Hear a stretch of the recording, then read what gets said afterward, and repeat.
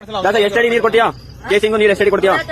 Casing 60ರಿಂದ 70 ಅಡಿ, casing 100ರಿಂದ 150, 150, 200 ಅಡಿ ಒಳಗೆ ನೀರು ಕೊಡ್ತೀಯಾ? ಎಷ್ಟು ದಾರದಲ್ಲಿ ಎಷ್ಟು ಇಂಚ್ ಕೊಡ್ತೀಯಾ? ನಾವಿವತ್ತು ಹೋಗಿದ್ದು ಎಲ್ಗಪ್ಪ ಅಂತಂದ್ರೆ ನಮ್ಮ ಫ್ರೆಂಡು ಬೋರ್ವೆಲ್ ಹೊಡಿಸ್ಬೇಕಂತ ಹೇಳ್ತಿದ್ದ. ಲಾರಿ ಬಂದಿತ್ತು ಅಂತ ಹೇಳಿ ಫೋನ್ ಮಾಡಿದ್ದ, ಹೋಗಿದ್ದು. ಮೊದಲನೇದಾಗಿ ಮಳೆ ಬಂದ ಕಾರಣ ಲಾರಿ ಹೊಂದ್ಕೊಂಡಿತ್ತು. ನಂತರ ಈ ರೀತಿ ಕಷ್ಟಪಟ್ಟು ಮೇಲ್ ಸಹ ಎತ್ತಿದ್ರು.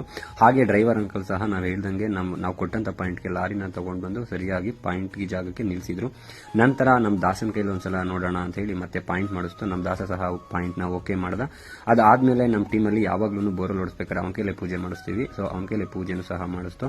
ಹಾಗೆ ಅದೇ ಗ್ಯಾಪ್ ಅಲ್ಲಿ ನಮ್ದೊಂದು ಫೋಟೋ ಇರ್ಲಿ ಅಂತೇಳಿ ಈ ರೀತಿ ನಾವೊಂದು ಫೋಟೋನು ಸಹ ಈ ರೀತಿ ತಗೊಂಡು ನಂತರ ಬರೀಲಿಕ್ಕೆ ಶುರು. ಈ ಪೈಪ್ ಹೋದ್ರೆ ಯಾವುದೇ ಕಾರಣಕ್ಕೂ ನೀರು ಬಂದೇ ಬರುತ್ತೆ. ಸೀಪೆ ನೀರೀಗ ನೋಡೋ ಬಸರು ಅದು ಬಂದಿರೋದು.